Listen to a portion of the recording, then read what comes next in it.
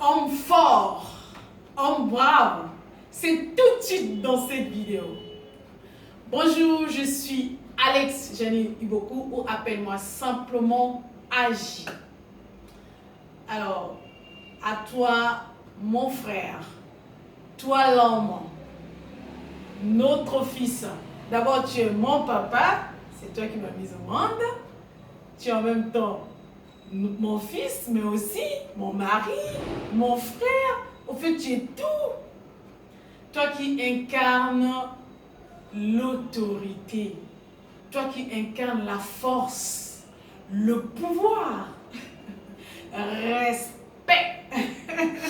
Tu sais, moi je suis né au village. Chez nous, on respecte l'homme. L'homme incarne l'autorité. Mais comme tu peux le constater, tout a un prix. L'autorité aussi a un prix. Mais c'est quoi le prix de l'autorité? C'est quoi le prix de la force de l'homme? Homme fort. Qui est cet homme fort? Nous allons parler de 4 points essentiels qui te permettent de bien manifester ta force au quotidien. Oui, nous les femmes, on aime les hommes forts. Vous n'avez jamais entendu parler d'un prince charmant parce que ça incarne l'autorité. Nous, on adore ça. Alors, quels sont ces 4 points? Le premier, nous avons la vigilance. Le deuxième, c'est la prudence. Le troisième, c'est la patience. Et le quatrième point, c'est la justice. Alors, voici 4 points qui te permettent de manifester ta force au quotidien. 1. La vigilance. L'homme, c'est celui-là qui manifeste une attention active. L'homme ne se laisse pas distraire. L'homme surveille. Vous savez, pour nous les nés au village, là, l'homme avait toujours son épée ici, prêt à le dégainer en cas d'incident. Et il mettait toujours la femme derrière. Il avait la sagaie en avant, la sagaie sur l'épaule, pardon, et l'épée au rein. En cas de, il dégainait l'épée. Et il interdisait à la femme de passer en avant. Voilà pourquoi, pour vous les jeunes, sachez pourquoi l'homme dort devant la femme sur le lit. C'était pour protéger sa femme. Et oui, vous voulez être fort, mais attention, l'autorité a un prix. Tu dois être vigilant parce qu'à l'époque, il y avait la patrie. Il fallait protéger ta famille. Il fallait l'emmener là où c'était bien. L'homme reste toujours vigilant. Et quand je dormais, alors que j'étais enfant, dès qu'il y avait un petit mouvement, l'homme faisait il était très éveillé. Même quand il dormait, l'homme ne pouvait pas se permettre de dormir sans rien entendre. Non, l'homme devait entendre le moindre mouvement de l'extérieur. Alors reste vigilant, s'il te plaît. Prends soin de toi, mais aussi de ta famille. Le deuxième point, c'est la prudence. L'homme est prudent. L'homme, c'est pas comme la femme. La femme, elle prend des décisions parfois vite. Mais l'homme, il s'assoit. Et quand sa femme dit, mais attends chérie, tu n'as pas fait ce que la voisine l'a fait. Mais qu'est-ce que tu attends? Il fallait parler à ça. Elle dit, tais-toi femme. Ah ça, c'est ça la force de l'homme.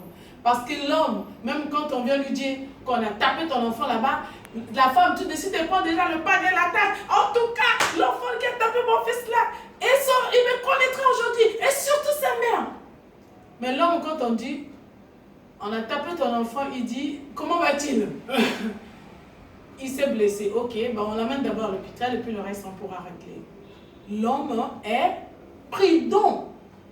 C'est-à-dire qu'il mesure les conséquences de ses actes avant de s'engager dans quoi que ce soit. Quelle est la portée de l'acte que tu es en train tu veux vouloir poser ce jour, cette semaine? S'il te plaît mon frère, s'il te plaît mon petit, mon fils, assieds-toi.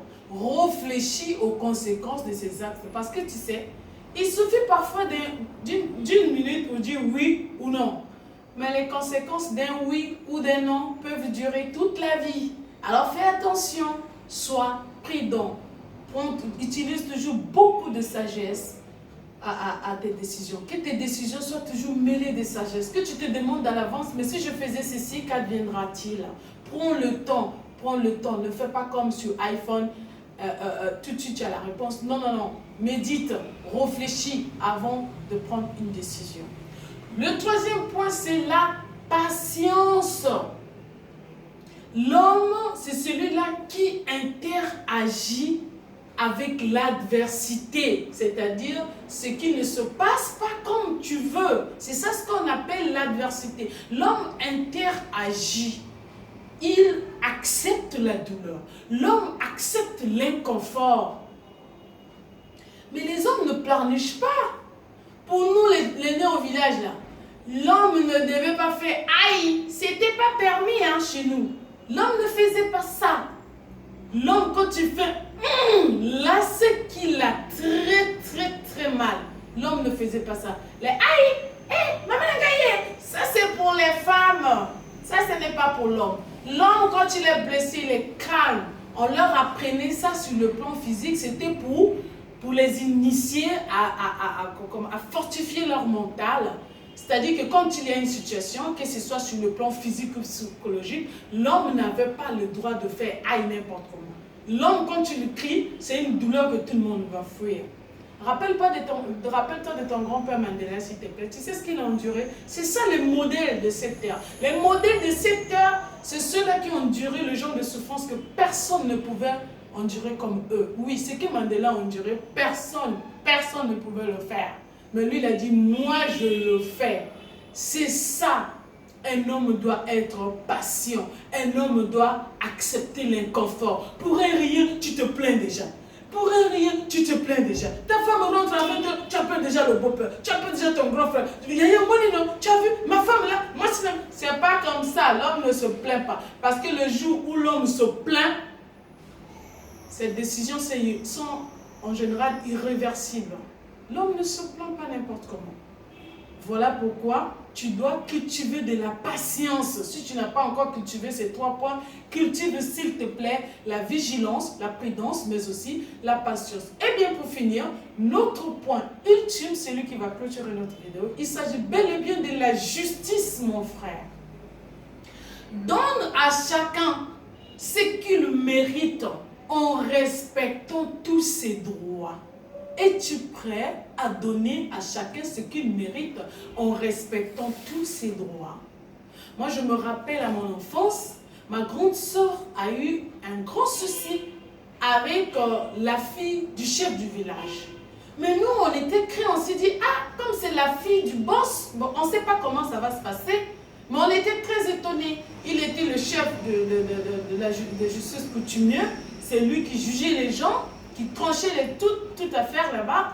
Mais après avoir écouté la partie de ma soeur et celle de sa propre fille, à la fin, le verdict était tombé et c'est sa fille qui était condamnée. Il regarde sa fille dans ses yeux et dit, ce que tu as fait n'est pas droit. Moi, je suis le chef du village. J'incarne la justice ici. Donc, donnez toujours à chacun ce qu'il mérite en respectant tous leurs droits. Tu sais bien que ta fille a tort, mais pourquoi tu veux l'épauler devant les gens? Tu sais bien que ton neveu a tort, mais pourquoi tu l'épaules? Tu sais bien que ton épouse bien-aimée, chère bien-aimée, a très mal agi à l'endroit de ta soeur, mais pourquoi tu l'épaules? S'il te plaît, reste juste au besoin. Cultive la justice. Mais quel plaisir de partager ce beau sujet avec toi. Je te souhaite une bonne journée. À très bientôt. N'oublie pas, c'est la semaine de l'homme.